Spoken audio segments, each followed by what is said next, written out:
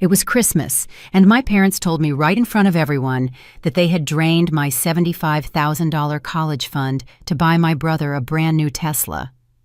My mother didn't whisper. She smiled brightly and said it like it was a simple, undeniable truth. He needs a car that matches his future wife's status. He needs it more than you do. No one waited for my reaction. My brother Ryan laughed. His fiancée Chelsea scrolled through photos of the car I paid for without my consent.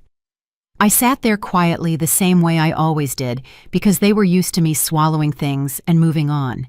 What they didn't know was that the house we were sitting in wasn't theirs. It never had been. My name was the only one on the mortgage, the only one on the deed. A few days later, while they were out of town showing off that Tesla, I walked into the bank alone. I didn't talk about Christmas. I didn't talk about the theft. I asked one question.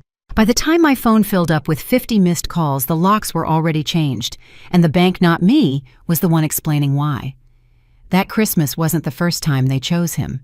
It was just the last time I let it happen without understanding the leverage I held. My name is Riley. I was 27 years old that winter, and I had spent the better part of a decade being the quiet one. The one who worked 2 jobs through college, the one who saved every paycheck while my brother Ryan floundered from one startup idea to the next, each one funded by my parents, and each one dissolving within months. He was older than me by 3 years, but somehow I had always been the one expected to hold things together. Our family had gone through bankruptcy when I was 19. My parents lost their house in a small town in Ohio, and I was the one who suggested they move closer to the city where I was working. At the time, I thought I was helping. I thought my family was supposed to do that. I didn't realize I was building a trap for myself. The house came later. I was 23 when I bought it. My parents didn't have the credit to qualify for a mortgage, and Ryan certainly didn't. I was the only one with a stable income and a clean financial record. My father asked me to put the house in my name just temporarily, just until they could get back on their feet. He said they would pay me back. He said they would transfer it into their names eventually. That never happened. For 4 years, my parents lived in that house rent-free. They didn't pay the mortgage. They didn't pay the property taxes. They didn't even pay for the repairs when the water heater failed or when the roof started leaking. I covered everything because I was told that's what family does. I was told I was being a good daughter. I was told that Ryan would find his path soon, and then things would balance out. Ryan never found his path. What he found was a woman named Chelsea, whose family owned a chain of car dealerships across 3 states. She came from money, and Ryan saw her as his ticket to the life he believed he deserved. My parents saw her the same way. Suddenly, everything became about impressing Chelsea's family. Everything became about making Ryan look successful. That's where the Tesla came in. The college fund had been set up when I was a child. My grandmother on my mother's side had left money for both Ryan and me when she passed away. Ryan's portion was spent within 2 years of him turning 18. Mine had been sitting in an account, growing slowly, waiting for me to finish my degree. I had added to it over the years with my own earnings. By the time I was 27, it held $75,000. The account was in my name. But my mother was listed as a custodian, a holdover from when I was a minor. I never thought to change it. I trusted her. She was my mother. That trust was the most expensive mistake I ever made. When my mother announced at Christmas dinner that they had used my college fund to buy Ryan a Tesla, she said it like she was telling me they had picked up groceries. Like it was a minor inconvenience that I would surely understand. Ryan needed to look successful when he met Chelsea's parents. Ryan needed a car that matched his future wife's lifestyle. Ryan needed it more than I did. No one asked what I needed. No one asked if I had plans for that money. No one asked if I was okay. I looked around the table at the faces of my family. My father was staring at his plate, avoiding my eyes. My mother was smiling, already moving on to the next topic. Ryan was leaning back in his chair with that smug expression he always wore when he got what he wanted. Chelsea was typing on her phone, probably posting about the car. I didn't say anything. I didn't cry. I didn't leave the table. I just sat there and let them believe that I had accepted it the same way I had accepted everything else they had taken from me over the years. But something was different this time. Something had shifted inside me, and I could feel it settling into place like a key turning in a lock. They didn't know about the mortgage statements that arrived at the house every month with only my name on them. They didn't know about the deed that listed me as the sole owner. They didn't know that every legal document associated with that property had my signature and no one else's. They had lived in my house for 4 years, and they had never once read the paperwork. That night, after everyone else had gone to bed, I stayed awake in the room I had grown up in. I didn't cry. I didn't call anyone. I just lay there in the dark and thought about every sacrifice I had made, every dollar I had saved, every time I had put their needs ahead of my own. I thought about the college fund that had taken me years to build. I thought about the house I had bought for them out of love and obligation. I thought about the way my mother had smiled when she told me that Ryan needed my money more than I did, and I made a decision. They thought my silence meant I had nothing left. They thought my quietness was a weakness. They thought I would swallow this the way I had swallowed everything else. They were wrong. The morning after Christmas, I woke up to the sound of my family making plans without me. Ryan was in the kitchen talking about driving the Tesla to meet Chelsea's parents in Connecticut. My mother was on the phone with someone discussing wedding venues and catering options. My father was reading the newspaper like nothing had happened, like the world hadn't tilted on its axis the night before. No one asked how I slept. No one asked what my plans were for the day.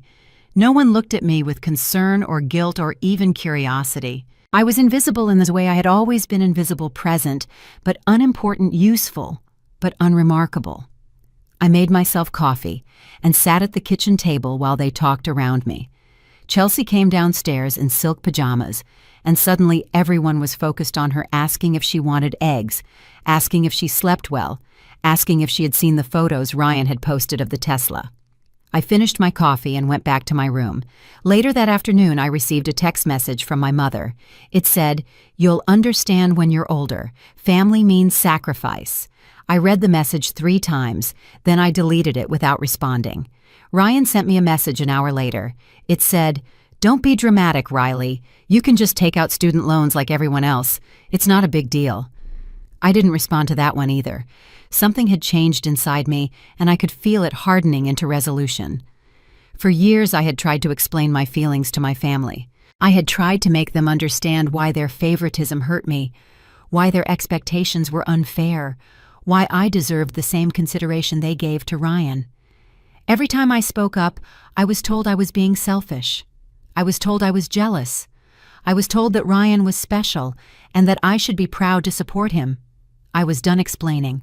The day after Christmas, I told my family I had some errands to run. No one asked what kind of errands. No one offered to come with me. They were too busy planning Ryan's trip to Connecticut, too busy talking about the impression the Tesla would make on Chelsea's parents. I drove to the bank alone. The branch was quiet when I walked in. Most people were still recovering from the holiday, still eating leftovers and watching football games. The waiting area was empty except for one elderly man filling out a deposit slip. I asked to speak with someone about my mortgage and my accounts. They assigned me to a loan officer named Susan Miller. She was in her 50s with reading glasses on a chain around her neck and a calm, professional demeanor. She didn't ask why I was there the day after Christmas. She didn't make small talk about the holidays.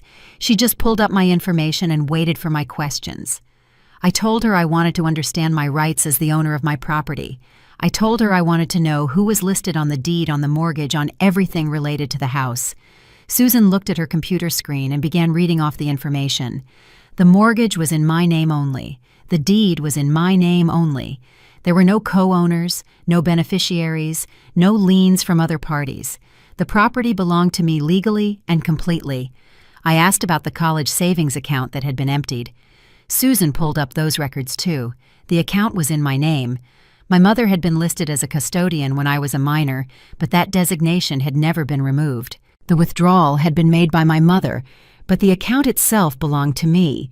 Susan used words I had never heard before in the context of my own family. Unauthorized withdrawal, breach of fiduciary duty, potential fraud. I sat there in that quiet bank office and listened to a stranger explain to me that my mother had essentially stolen $75,000 from me. The law didn't care that we were family. The law didn't care that my mother thought Ryan needed the money more. The law saw what had happened for exactly what it was. I thanked Susan for her time and asked her one more question. I asked what my options were regarding the house. She told me that as the sole owner, I had complete control over the property. I could sell it. I could rent it. I could ask anyone living there to leave.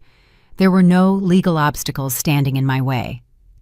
I walked out of the bank into the cold December air and stood on the sidewalk for a long time. My phone was in my pocket, and I could feel it buzzing with messages from my family. They were probably wondering where I was. They were probably annoyed that I wasn't there to help with something. I didn't check the messages. I got in my car and drove back to the house where my family was living rent-free on my mortgage. I walked past them in the living room where they were watching television and laughing about something. I went to my room and closed the door. That night, I received another text from my mother. It said, "We're leaving tomorrow for Ryan's trip. Make sure you water the plants and check the mail while we're gone." I read the message and felt something settle into place inside me. They still thought I was the same Riley who would do whatever they asked. They still thought I would take care of their house while they were away, even though it wasn't their house at all. They were about to learn the difference between what they assumed and what was true. That was when I stopped asking what was fair and started asking what was legal. The morning my family left for Connecticut, my mother gave me a list of things to do while they were gone. Water the plants in the living room. Check the mail every day. Make sure the thermostat doesn't go above 68. Call the plumber if the sink in the guest bathroom starts leaking again. She handed me the list like I was the hired help, not her daughter. She didn't say thank you. She didn't ask if I had my own plans. She just assumed I would handle everything the way I always had. I took the list and nodded. My father shook my hand on his way out the door, which was the most physical affection he had shown me in years. Ryan didn't say goodbye at all. He was too busy loading bags into the Tesla, making sure Chelsea was comfortable in the passenger seat. I stood in the doorway and watched them drive away. The Tesla was sleek and white, and it caught the winter sunlight as it turned the corner and disappeared from view. Then I closed the door and stood alone in the house I owned. The silence was different when they were gone. It wasn't the tense silence of being ignored or overlooked. It was something else entirely. It was the silence of possibility. I walked through the house slowly, looking at everything with new eyes. The furniture my parents had brought from Ohio. The television Ryan had bought with money he borrowed from my father. The decorations my mother had put up for Christmas, the ones I had paid for without being asked. Everything in this house existed because of me. My credit, my income, my willingness to sacrifice. But nothing in this house belonged to me except the house itself. I went to the filing cabinet in the spare room where my father kept what he called the important papers. He had never organized them properly, just shoved them into folders and forgotten about them. I opened the cabinet and started going through the contents. Mortgage statements addressed to me, property tax notices addressed to me, insurance documents addressed to me. Every piece of paper that mattered had my name on it and no one else's. My parents had lived here for 4 years. They had received mail at this address, slept in the bedrooms, used the kitchen and the bathrooms and the backyard. But they had never once opened these envelopes. They had never once looked at the legal reality of their situation. They believed they lived in their house because I had let them believe it. I had never corrected the assumption because I had been taught that family doesn't keep score. I had been taught that generosity should be invisible, that sacrifice should be silent. I was done being silent. I picked up my phone and called a real estate attorney. I explained my situation in simple terms. I owned a house. People were living in it without paying rent. There was no lease agreement. I wanted to know my options. The attorney asked a few questions and then gave me answers that confirmed what Susan at the bank had told me. As the sole owner, I had complete authority over the property. The people living there were occupants at will, meaning they could be asked to leave at any time. There was nothing stopping me from selling the house except my own hesitation. I thanked the attorney and ended the call. Then I called a real estate agent. The agent's name was Marcus, and he specialized in quick sales for motivated sellers. I told him I had a property I wanted to sell as soon as possible. I told him the current occupants would be vacating before closing. I told him I wanted to price it to move. Marcus asked if I had any emotional attachment to the property. I told him no.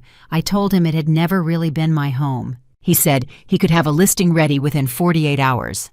While I waited for Marcus to prepare the paperwork, I went through my own files. I found the original mortgage documents from when I was 23, still hopeful and still believing that helping my family was the right thing to do. I found the deed that named me as the sole owner. I found years of payment records showing that every mortgage payment had come from my bank account and no one else's.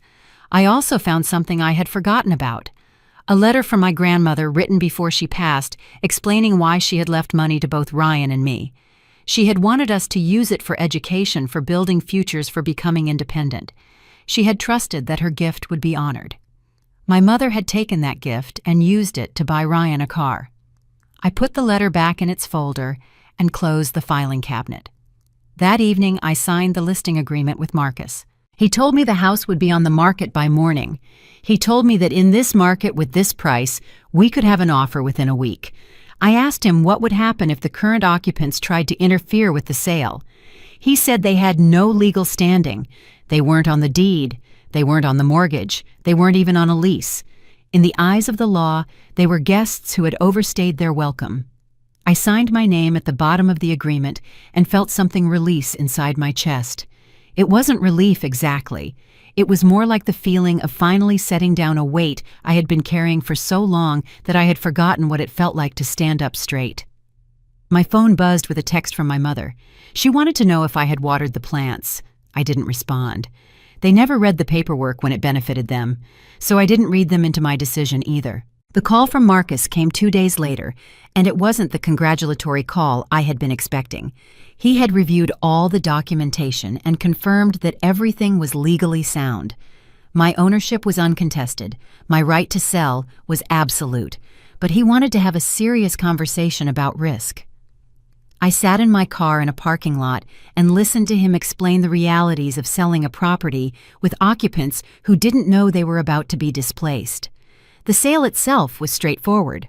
But if anyone currently living in the house filed a complaint, contested the sale, or even just made enough noise, it could delay the closing. It could tie things up in legal limbo for weeks or even months. The buyers might get nervous and walk away. The whole process could collapse. I asked him what kind of complaint they could file. He said it didn't matter whether the complaint was valid. What mattered was that it would create paperwork, require responses, and slow everything down. In real estate, delay was often as damaging as denial. He asked me a question that made me go quiet. Has anyone else ever been told this was their house? I thought about the 4 years my parents had lived there.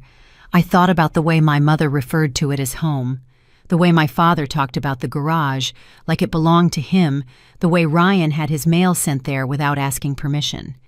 They had been told nothing because I had never needed to say it out loud. They had assumed ownership because I had never challenged the assumption, and now that assumption could be used against me. Marcus laid out 2 options: price the house competitively and wait for the best offer, which could take weeks and give my family time to discover what was happening, or price it slightly below market value and aim for a quick cash sale that could close before anyone knew what hit them. I understood immediately what he was really asking. Did I want to maximize my profit, or did I want to minimize my exposure? I told him to price it for speed. He asked if I was sure. He said I could potentially leave money on the table. I told him that money wasn't the point. The point was that I had spent my entire adult life giving my family every advantage while they gave me nothing in return. The point was that I had finally found the courage to stop. The point was that every day the sale dragged on was another day they could pull me back into the role I was trying to escape. I told him to find me a buyer who could close fast. He said he would have the listing live by end of business. I sat in my car after the call ended and stared at nothing. My hands were shaking, but not from fear. It was something else. It was the physical sensation of crossing a line I couldn't uncross. I had grown up believing that family loyalty was unconditional. I had been taught that blood was thicker than water, that you forgave relatives things you would never forgive strangers, that the bonds of kinship were unbreakable, no matter how much damage they caused. Now I was breaking them deliberately. My phone buzzed with a text from my mother. She wanted to know if there had been any mail worth forwarding. I typed out a response saying everything was fine, nothing important, and hit send before I could think about it too hard. The lie tasted like copper in my mouth, but I swallowed it anyway. The listing went live that afternoon. Marcus called to tell me we already had interest. A young couple looking for their first home had seen the price and wanted to schedule a showing immediately. I told him to wait until my family had been gone for at least 3 more days. I told him I needed time to prepare the property. What I didn't tell him was that I needed time to prepare myself. That night I walked through the house again. I looked at the photos on the walls, most of them featuring Ryan at various stages of his life. His graduation, his first car, his engagement. There were almost no photos of me. I went into my old bedroom and sat on the bed where I had slept as a child. The walls were still painted the same pale blue they had been when I was 12. Nothing in this room reflected who I had become. It was a museum of someone I used to be, someone who believed that if she just worked hard enough and sacrificed enough, her family would eventually love her the way they loved Ryan. That girl was gone now. I received an email from Marcus with the details of the first showing. The young couple was serious. They had financing lined up. They wanted to move fast. I replied and told him to schedule it for the following week. Then I turned off my phone and went to sleep in a house that had never felt like home. If they found out now, they could still stop everything. This wasn't the part where I felt powerful. This was the part where I chose not to go back. The email from Marcus was short and professional. Occupants must vacate the property at closing. I read it 3 times, not because I didn't understand, but because I needed to feel the weight of what those words meant. Vacant, empty, clear. The house was full of my family's possessions, their furniture, their clothes, their accumulated years of living in a space they had never paid for. Removing all of it would require effort planning and a kind of ruthlessness I had spent my whole life avoiding. I sat at the kitchen table and looked around at the evidence of their lives. The coffee mug my mother used every morning, the newspaper my father left on the counter, the running shoes Ryan kept by the back door even though he hadn't exercised in years. These things didn't belong here. They belonged wherever my family decided to take them. But as long as they sat in this house, they represented a claim that didn't exist on paper but felt real in my chest. I had to let that feeling go. I called a company that specialized in property cleanouts. I explained that I was selling a home and needed it cleared of all personal belongings before closing. The woman on the phone asked if the items should be donated, stored, or disposed of. I told her to donate whatever was in good condition and dispose of the rest. I told her nothing was sentimental to me. She asked if I wanted to be present when they did the work. I said no. I said I would leave a key and let them handle it. The honesty of that conversation surprised me. I had expected to feel guilty about removing my family's possessions from the house. I had expected the good daughter voice in my head to start whispering that I was being cruel, that I was overreacting, that there had to be another way. But the voice was quiet. What I felt instead was clarity. My family had been living in this house rent-free for 4 years. They had never offered to pay the mortgage. They had never offered to help with repairs. They had never even thanked me for the sacrifice I was making on their behalf. The only reason they were comfortable was because I had made them comfortable. And the only reason I had made them comfortable was because I had been taught that my comfort didn't matter. I was unlearning that lesson now. The cleanout company scheduled the work for the day before the showing. They would arrive in the morning and have the house empty by afternoon. I would meet the buyers the following day with a clean slate. In the meantime, I had to manage the messages from my family. My mother texted asking if I had paid the utility bill that was due at the end of the month. My father texted asking if I could check whether he had left his reading glasses on the nightstand. Ryan texted asking if his old gaming console was still in the closet because Chelsea's little brother wanted to see it. I responded to each message with short, neutral answers. Yes, I paid it. No, I didn't see them. I'll look. None of them suspected anything. They were used to me handling things. They were used to my compliance being automatic. The day before the cleanout, I walked through the house one more time. I went into each room and looked at the belongings my family had accumulated: winter coats in the closet, books on the shelves, a drawer full of takeout menus and expired coupons. None of it was mine. I had been careful over the years to keep my possessions minimal. A few boxes of clothes, some important documents, a laptop. Everything else in this house belonged to people who had never considered what would happen if I stopped providing for them. They were about to find out. The clean-out crew arrived at 8 in the morning. There were 4 of them, efficient and professional. They didn't ask questions about why a house full of furniture needed to be emptied so quickly. They just did their job. I watched from the driveway as they carried out armchairs and end tables, boxes of kitchen supplies and bags of clothing. The donation truck filled up quickly. The dumpster they had brought filled up even faster. By 3 in the afternoon, the house was empty. I walked through the rooms afterward. The walls were bare, the floors were clean. The only sounds were my footsteps echoing off the hardwood. It looked like a house waiting to become someone else's home. My phone buzzed with a text from Ryan. He wanted to know if I had found his gaming console. I looked at the empty living room where the console had been that morning. It was probably in a donation bin by now, heading to some thrift store where a stranger would buy it for $20. I texted back, "It wasn't there." He replied with an annoyed text expression, but didn't press further. That night, I slept in a hotel near the bank. I didn't want to be in the empty house. I didn't want to feel the absence of my family's things. I wanted to start the next chapter of my life without looking back at what I had cleared away. I didn't take their home. I took back my permission. The morning of the closing, I woke up before my alarm. I showered and dressed in clothes I had bought the day before. Nothing fancy, just clean and professional. I ate breakfast at a diner near the bank and watched the early morning traffic through the window. People going to work, people living their normal lives. People who had no idea that today was the day I would finally stop being my family's safety net. The bank branch was quiet when I arrived. Susan Miller was already there waiting for me with a folder of documents and a calm, professional smile. She asked if I was ready. I told her I was. We sat in her office and she began walking me through the paperwork. The loan payoff statement showing the remaining balance on the mortgage. The title transfer documents that would convey ownership to the buyers. The disbursement schedule showing where the proceeds would go. Every page had my name on it. Every signature line waited for my pen. Susan paused at one point to verify some information. She flipped through the file, checked something on her computer, and then said something that stopped my breath. "Just to be clear, your parents were never listed on anything." She said it casually, like she was confirming the color of the sky.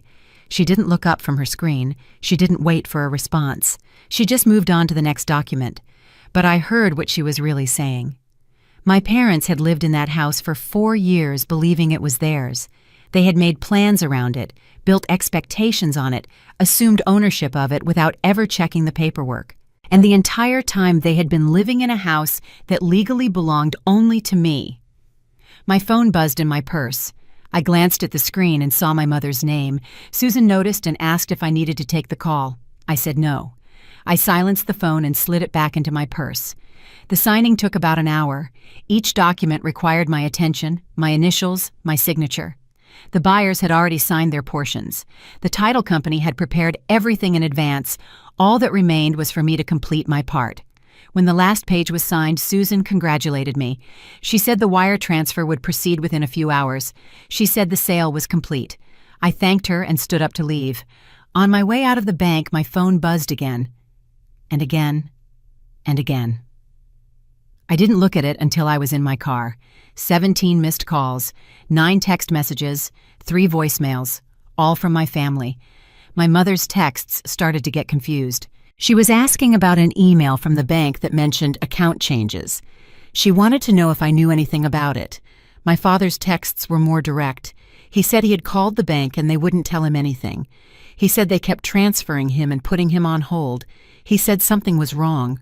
Ryan's texts were angry. He demanded to know what was going on. He accused me of doing something behind their backs.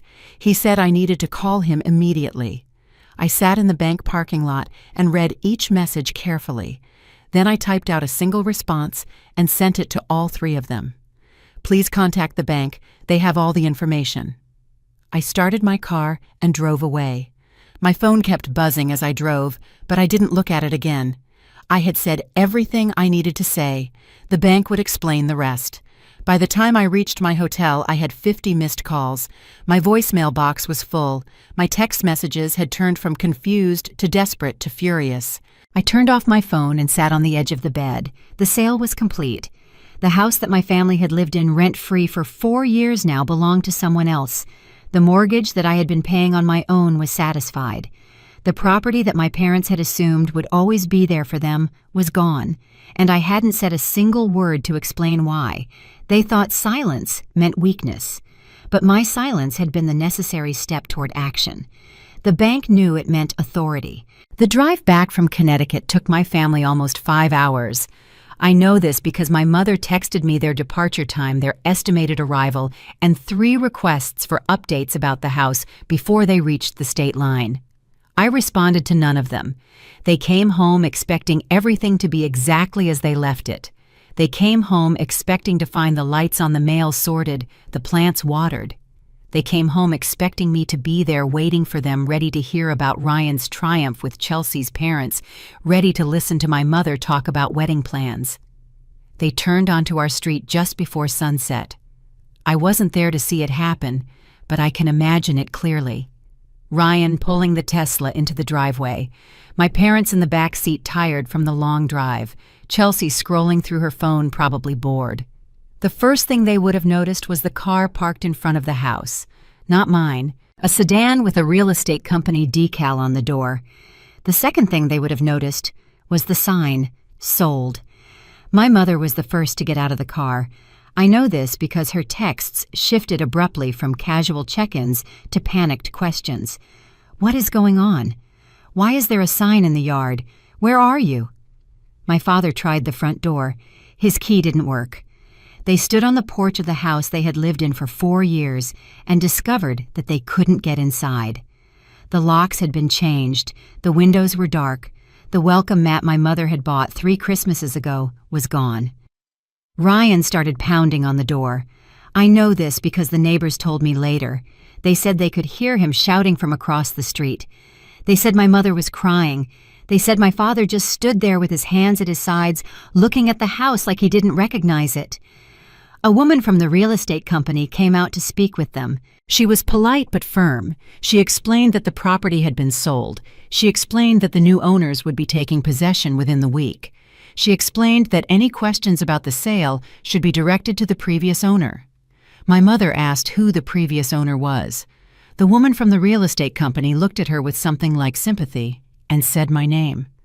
I wasn't there to see my mother's face when she heard that. I wasn't there to see Ryan's reaction or my father's silence. But I can imagine it. I can imagine the moment when everything they had assumed about me, about the house, about their place in the world, came crashing down around them. They called me 47 times that evening. They left voicemails that ranged from confused to angry to pleading. They sent texts demanding explanations, threatening consequences, begging for answers. I didn't respond to any of them. My father called the bank the next morning. He identified himself and asked about the property. The person on the phone told him they could only discuss the account with the account holder. He said he was the account holder's father. They told him that didn't matter. My mother tried a different approach.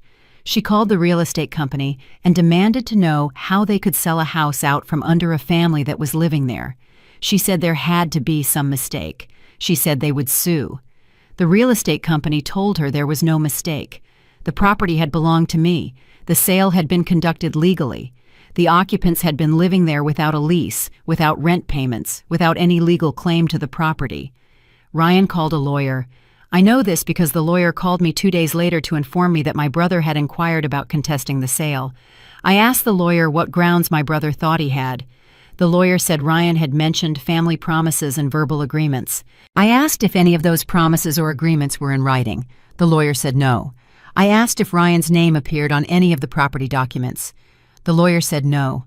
I thanked him for calling and ended the conversation. My family spent 3 days trying to find a way back into a house that had never belonged to them. They contacted banks, lawyers, real estate agents, and relatives. They told everyone who would listen that I had stolen their home, that I had betrayed them, that I had destroyed everything they had built. But every door they knocked on gave them the same answer. The house belonged to Riley. Riley sold it. There was nothing anyone could do. They finally understood the truth. They just didn't know where to put it. The messages didn't stop. They changed in tone, shifted in strategy, but they kept coming. My phone became a catalog of my family's grief, anger, and desperation. In the first days, my mother tried denial. She sent texts asking me to explain the misunderstanding. She said there had to be some paperwork error, some clerical mistake that we could fix together. She said families don't do this to each other. When I didn't respond, she moved to guilt. She reminded me of everything she had done for me growing up. She mentioned the birthday parties, the school plays, the times she had driven me to soccer practice. She said she couldn't believe her own daughter would turn on her like this. I read the messages but didn't reply. My father's approach was different. He was brief and direct. He wanted to know the facts. He wanted to understand the timeline. He asked questions like, "When did you decide to do this? And why didn't you tell us first?" I considered responding to him just for a moment. He was the only one who seemed to be seeking information rather than emotional leverage. But I knew that any response would be shared with my mother, and Ryan analyzed and weaponized. So I stayed silent. Ryan's messages were the most volatile. They swung wildly between rage and manipulation. 1 hour he was threatening to take me to court, to destroy my reputation, to make sure I paid for what I had done. The next hour, he was apologizing, saying he hadn't meant any of it, asking if we could just talk. I didn't trust either version of him. The voicemails were harder to ignore. Hearing their voices made everything more real, more personal. My mother's voice cracked when she talked about losing her home. My father sounded older than I had ever heard him. Ryan's anger was sharp enough to cut through the phone. But underneath all of it, I heard something I had never noticed before: entitlement. Every message assumed I owed them an explanation. Every voicemail demanded that I account for my actions. Every text implied that I had violated some sacred contract by making a decision about my own property without their approval. They weren't asking what they had done wrong. They weren't apologizing for taking my college fund. They weren't acknowledging that they had lived in my house for 4 years without paying a cent. They were asking how I could do this to them. The question revealed everything about how they saw me. I wasn't a person with rights and boundaries. I was a resource they had grown accustomed to exploiting. My silence wasn't me protecting myself. It was me malfunctioning. I decided to let them sit with that silence a little longer. The extended family got involved about a week after the sale. My mother's sister called me to express concern. My father's brother sent an email asking for my side of the story.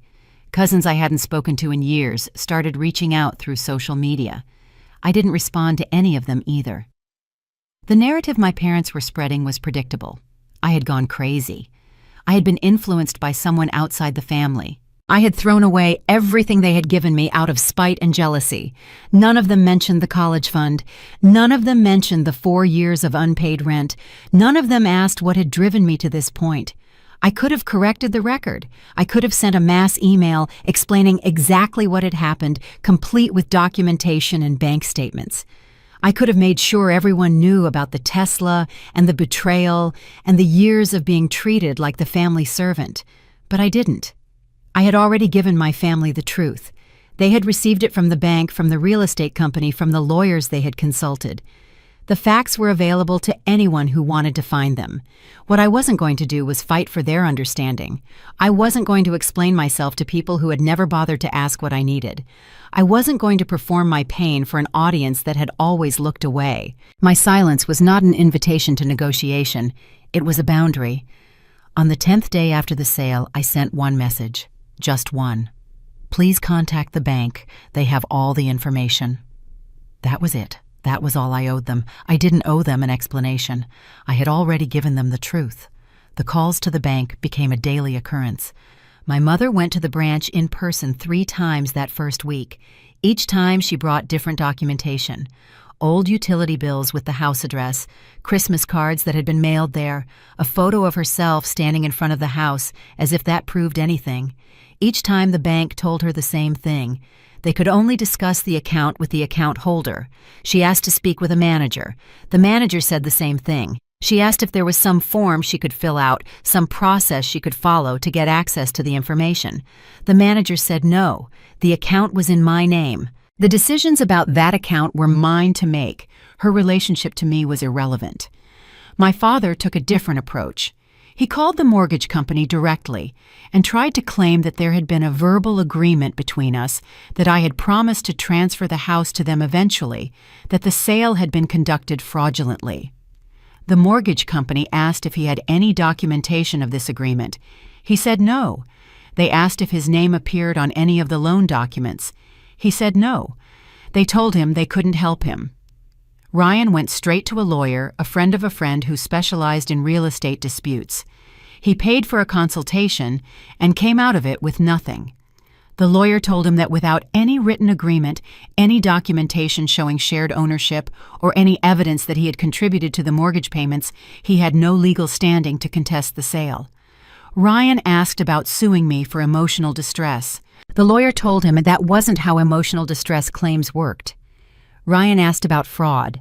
The lawyer asked what fraud had been committed. Ryan said I had tricked them into thinking they owned the house. The lawyer asked if I had ever actually told them they owned the house. Ryan couldn't answer that question. The consultations with lawyers and banks and real estate companies continued for weeks. My family burned through savings they couldn't afford to lose, chasing a reversal that was never going to happen. Meanwhile, the truth began to spread. Neighbors who had witnessed the scene on the day my family returned started talking. They mentioned the sold sign, the locked doors, the shouting. They mentioned that they had always thought the house belonged to me because that's whose name was on the mailbox.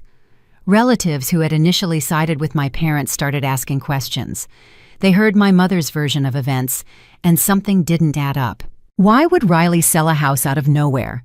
What had happened that Christmas? The college fund story came out eventually.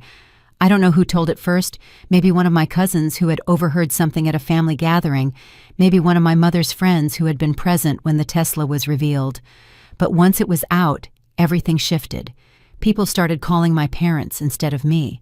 They started asking how they could have drained their daughter's college fund without her permission.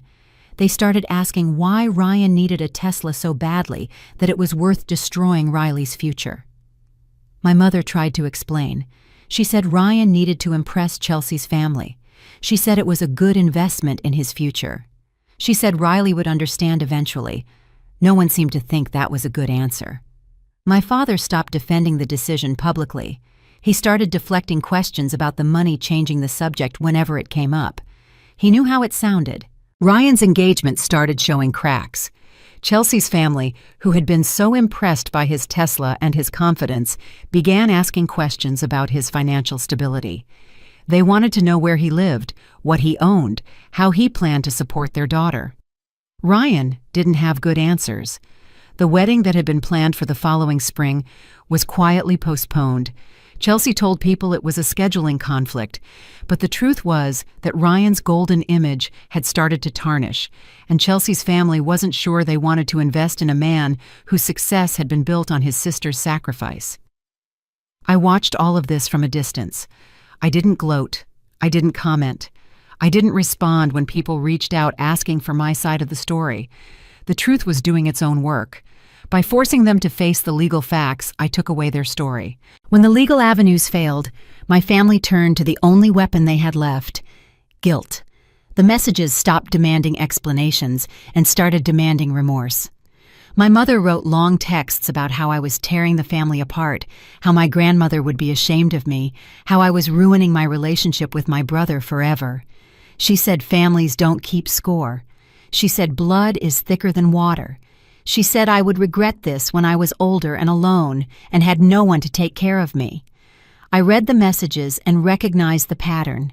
These were the same arguments I had heard my entire life, the same emotional levers that had been used to keep me compliant and useful. They had worked before because I had wanted them to work. I had wanted to believe that my sacrifice was meaningful, that my family would eventually reciprocate my loyalty. But I didn't believe that anymore. My father sent a single email that was almost reasonable in comparison. He said he understood that I was hurt. He said he wished we could have talked about this as a family before I made such a drastic decision. He asked if there was any way we could find a path forward together. For a moment I considered responding. Then I read the email again and noticed what was missing. He didn't apologize for taking my college fund. He didn't acknowledge that they had lived in my house rent-free for 4 years. He didn't offer to make anything right. He just wanted to know if we could move past it. Moving past it meant letting them off the hook. Moving past it meant pretending the betrayal hadn't happened. Moving past it meant going back to being the reliable daughter who handled everything and expected nothing in return. I deleted the email without responding. Ryan's attempts were more aggressive. He called me a snake and a traitor. He said I had destroyed his life over money. He said if I had just waited a few more years, everything would have been fine because Chelsea's family had money and he would have been able to pay me back eventually. The logic was stunning. He expected me to subsidize his lifestyle indefinitely on the promise that his wealthy in-laws might someday repay the debt. He expected me to trust him with my future based on nothing but his own confidence in his ability to marry well. I didn't respond to him either. The extended family pressure continued. Relatives called and emailed trying to broker peace. They said this was getting out of hand. They said the family was falling apart. They said someone needed to be the bigger person and reach out. They meant me. They always meant me. I told them the same thing I had told everyone else. The sale was legal. The bank had all the information. I wasn't interested in discussing it further. One of my cousins pushed back. She said I was being cold. She said there had to be more to the story. She asked what had made me so angry that I would do something this extreme. I told her the truth. I said my parents had drained my $75,000 college fund to buy Ryan a Tesla. I said they had lived in my house rent-free for 4 years while I paid the mortgage alone. I said they had expected me to continue sacrificing indefinitely while they prioritized my brother's comfort over everything else. My cousin was quiet for a long time. Then she said she hadn't known about the college fund. I said most people didn't. She asked why I hadn't told anyone sooner. I said I had spent years trying to be the kind of daughter who didn't complain, who didn't keep score, who put family first no matter what. I said it had taken me too long to realize that being that kind of daughter was destroying me. She didn't have a response to that. A few days later, my mother sent one more text. It said, "What do you want from us?" I thought about the question for a long time before I answered. Then I typed out my response and sent it. I'm not fixing what I didn't break. They weren't fighting for a home anymore. They were fighting to stay in control, and they were losing. Ryan's downfall didn't happen all at once. It happened in small moments, in questions he couldn't answer, in silences that stretched too long. It happened in the way people started looking at him differently, like they were seeing him clearly for the first time. The Tesla was the first thing to become a liability. In the beginning, it had been a symbol of success. Ryan had driven it to Chelsea's parents' house that Christmas, parked it in their driveway, like a trophy let them admire the sleek lines and the spotless interior.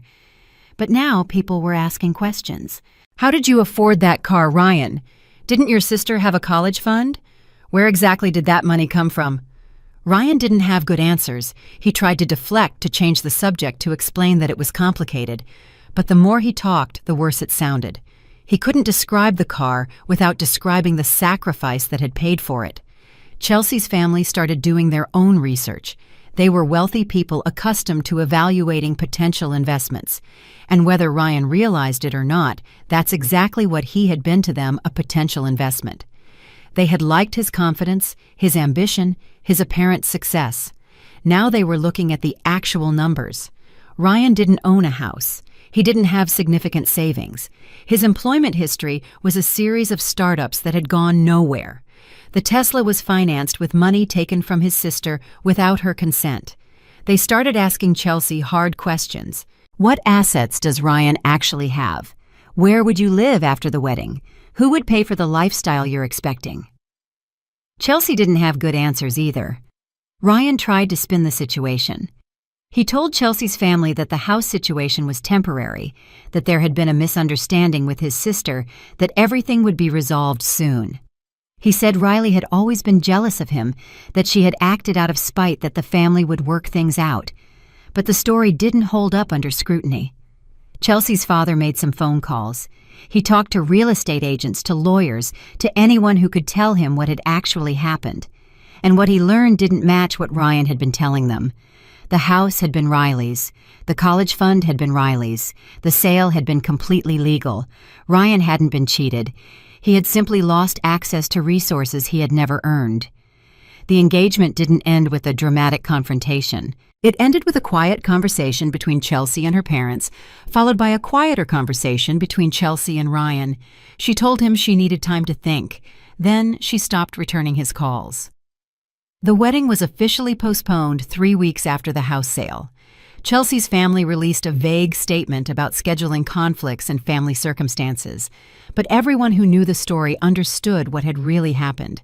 Ryan's golden image had crumbled. He had built his entire identity on the promise of success, on the assumption that good things would always come his way, because he was special, because he was the favorite, because the universe owed him a good life. Now he was 30 years old with no house, no stable income, no fiancé, and a Tesla that had become a monument to his family's dysfunction. I heard about his struggles through relatives who couldn't help gossiping. He was sleeping on a friend's couch. He was trying to sell the Tesla, but couldn't get a good price because he still owed money on it. He was applying for jobs that were beneath what he had always imagined for himself. Part of me felt something for him. Not sympathy exactly, but recognition. He had been damaged by the same family system that had damaged me. He had been told he was special when what he needed was accountability. He had been given everything except the tools to build something himself. But I couldn't save him. I couldn't even want to save him. He had to figure out his own path now without my resources to fall back on, without my sacrifice to cushion his failures. I received one last message from him during this period. It wasn't angry like his earlier texts. It wasn't demanding or accusatory. It just said, "Why did you have to do it this way?"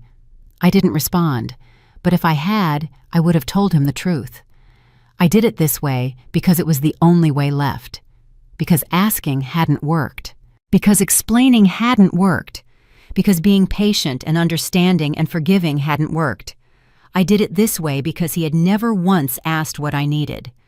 Ryan didn't lose his future because I took something from him. He lost it because for the first time, everyone saw what had never actually been there. The manila envelope sat on my kitchen table for 3 weeks before I finally opened it.